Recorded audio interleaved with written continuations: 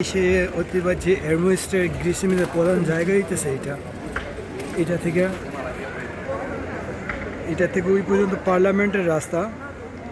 Assalamu alaikum, καλησπέρα σας όλους. Αυτό σκουπίδια το ανακυκλώσει.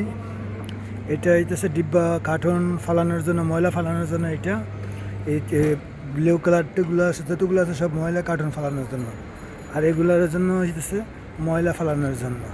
স্কুপিতে আমাদের দেশে এরকম ময়লা ফালানোর জন্য ডাব্বা থাকলে কোনো ময়লার বাইরে ফালানো যাবে না। তো এটার খাবার ফালানোর জন্য জায়গা, এটা খাবার ফালানো হয়। তা আমি এখন আসছি ময়লা ফালানোর জন্য, দেখা যাক কীভাবে এটাতে ময়লা ফালানো হয়।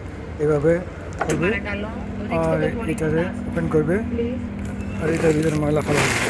ঠিক আছে, ময়লা ফালালেই এটা আপনার বন্ধ হয়ে যাবে অটোমেটিকলি। যদি বেশি ময়লা থাকে তো এটা টান দিয়ে নিয়ে যাবে। যখন এটা বন্ধ হবে ওই সবুজ বাতিটা জ্বলবে আর নিবে, তখন বুঝবেন এটা চলতেছে, এখন এটা রানিং করতেছে, কাজ করতেছে। ইনশাল্লাহ আমাদের দেশে এরকম অবস্থা দরকার ছিল যে ময়লা ফালানোর জায়গা এরকম সুন্দর পরিবেশ ভালো রাখে এবং পরিবেশ নষ্ট হবে না, সুন্দর ক্লিয়ার থাকবে রাস্তাঘাট। ধন্যবাদ সবাইকে। আমার চ্যানেলগুলো সাবস্ক্রাইব করবেন আর বেশি বেশি